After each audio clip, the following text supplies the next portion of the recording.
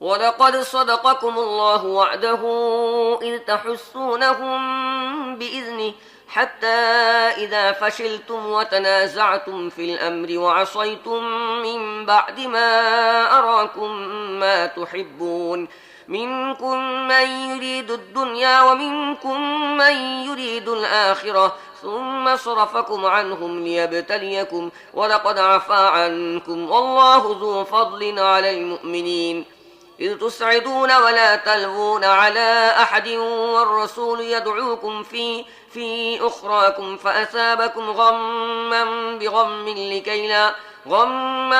بغم لكي لا تحزنوا على ما فاتكم ولا ما أصابكم والله خبير بما تعملون আল্লাহ তোমাদের কাছে সাহায্য ও সমর্থন দানে যে ওয়াদা করেছিলেন তা পূর্ণ করেছেন।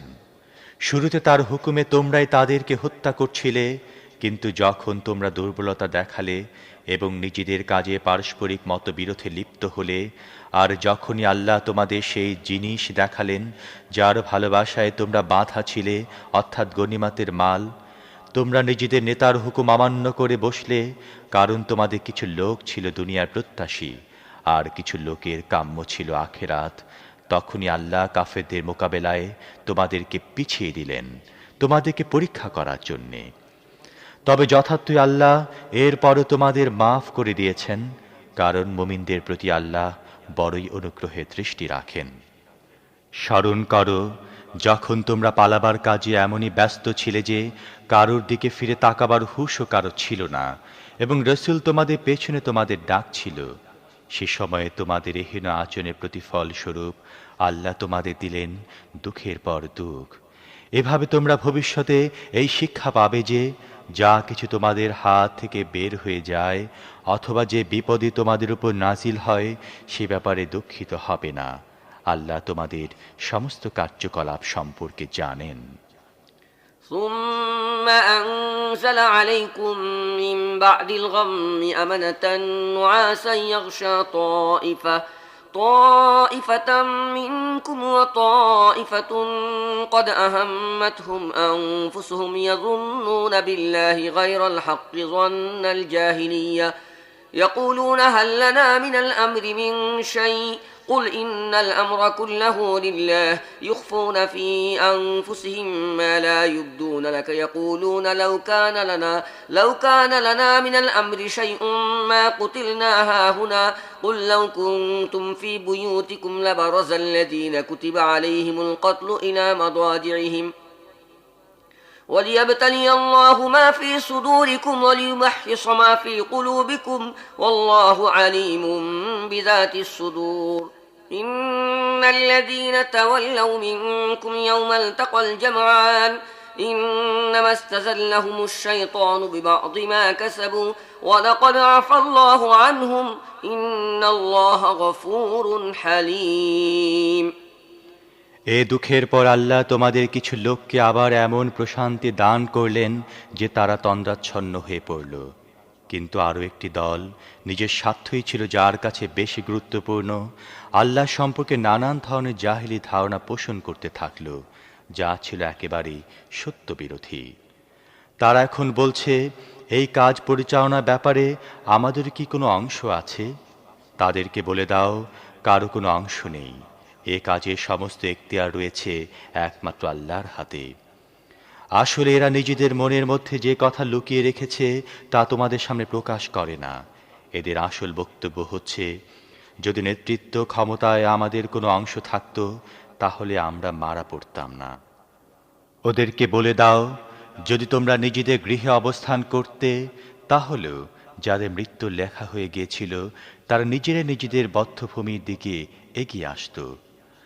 আর এই যে বিষয়টি সংঘটিত হলো, এটি এই জন্য ছিল যে তোমাদের বুকের মধ্যে যা কিছু গোপন রয়েছে আল্লাহ তা পরীক্ষা করে নেবেন, এবং তোমাদের মনের মধ্যে যে গলদ রয়েছে তা দূর করে দেবেন। আল্লাহ মনের অবস্থা খুব ভালো করেই জানেন। তোমাদের মধ্য থেকে যারা মোকাবিলার দিন পৃষ্ঠ প্রদর্শন করেছিল তাদের এ পদস্খলন কারণ ছিল এই যে তাদের কোনো দুর্বলতার কারণে শয়তান তাদের পা টলিয়ে দিয়েছিল। আল্লাহ তাদেরকে ক্ষমা করে দিয়েছেন। আল্লাহ বড়ই ক্ষমাশীল ও সহনশীল। يا أيها الذين آمنوا لا تكونوا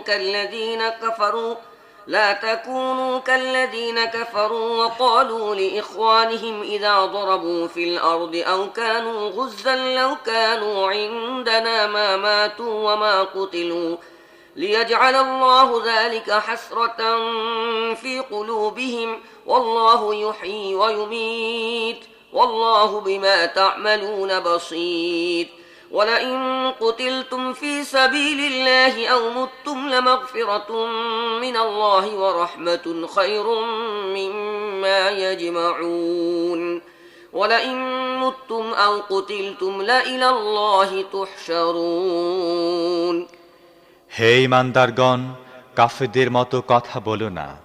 তাদের আত্মীয় স্বজনরা কখনো সফরে গেলে অথবা যুদ্ধে অংশগ্রহণ করলে এবং সেখানে কোনো দুর্ঘটনায় পতিত হলে তারা বলে, যদি তারা আমাদের কাছে থাকত তাহলে মারা যেত না এবং নিহত হতো না। এ ধরনের কথাকে আল্লাহ তাদের মানসিক খেদ ও আক্ষেপের কারণে পরিণত করেন। নয়তো জীবন মৃত্যু তো একমাত্র আল্লাহই দান করে থাকেন এবং তোমাদের সমস্ত কার্যকলাপের উপর তিনি দৃষ্টি রাখেন। যদি তোমরা আল্লাহর পথে নিহত হও বা মারা যাও, তাহলে তোমরা আল্লাহর যে রহমত ও ক্ষমা লাভ করবে তা এরা যা কিছু জমা করে তার চাইতে ভালো। আর তোমরা মারা যাও বা নিহত হও, সব অবস্থায় তোমাদের অবশ্যই আল্লাহর দিকে যেতে হবে। فبما رحمة من الله لنت لهم ولو كنت فظا غليظ القلب لانفضوا من حولك فاعف عنهم واستغفر لهم وشاورهم في الأمر فإذا عزمت فتوكل على الله إن الله يحب المتوكلين হে নবী, এটা আল্লাহর বড়ই অনুগ্রহ যে তোমার ব্যবহার তাদের প্রতি বড়ই কোমল। নয়তো যদি তুমি রুক্ষ স্বভাবের বা কঠোর চিত্ত হতে, তাহলে তারা সবাই তোমার চারপাশ থেকে সরে যেত। তাদের ত্রুটি ক্ষমা করে দাও, তাদের জন্য মাগফিরাতের দোয়া করো এবং দিনের ব্যাপারে বিভিন্ন পরামর্শে তাদেরকে অন্তর্ভুক্ত করো। তারপর যখন কোনো মতের ভিত্তিতে তোমরা স্থির সংকল্প হবে, তখন আল্লাহর উপর ভরসা করো। আল্লাহ তাদেরকে পছন্দ করেন যারা তার উপর ভরসা করে কাজ করে। إن ينصركم الله فلا غالب لكم وإن يخذلكم فمن ذا الذي ينصركم من بعده وعلى الله فليتوكل المؤمنون وما كان لنبي أن يغل ومن يغل يأت بما غل يوم القيامة ثم توفى كل نفس ما كسبت وهم لا يظلمون আল্লাহ যদি তোমাদের সাহায্য করেন, তাহলে কোন শক্তি তোমাদের উপর প্রাধান্য বিস্তার করতে পারবে না। আর যদি তিনি তোমাদের পরিত্যাগ করেন, তাহলে এরপর কে আছে তোমাদের সাহায্য করার মতো? কাজেই সাচ্চা মুমিনদের আল্লাহর উপরই ভরসা করা উচিত। খেয়ানত করা কোনো নবীর কাজ হতে পারে না।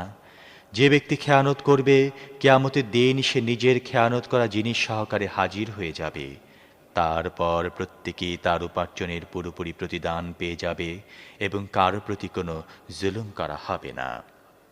أفمن اتبع رضوان الله كمن باء بسخط من الله ومأواه جهنم وبئس المصير هم درجات عند الله والله بصير بما يعملون لقد من الله على المؤمنين إذ بعث فيهم رسولا من أنفسهم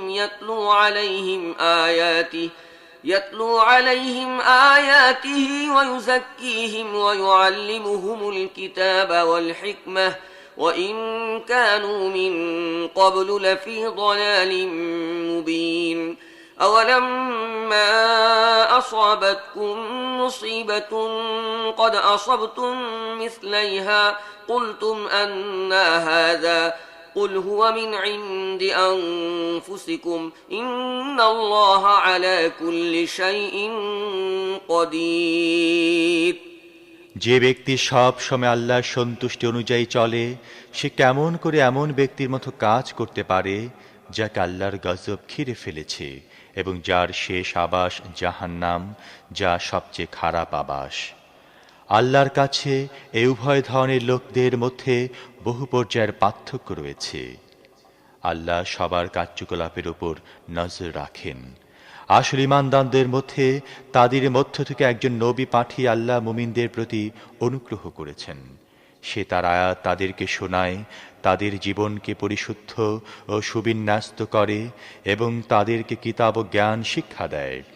অথচ এর আগে এই লোকেরাই সুস্পষ্ট গুমরাহিতে লিপ্ত ছিল। তোমাদের উপর যখন বিপদ এসে পড়ল, তোমরা বলতে লাগলে, এ আবার কোথা থেকে এলো? তোমাদের এই অবস্থা কেন?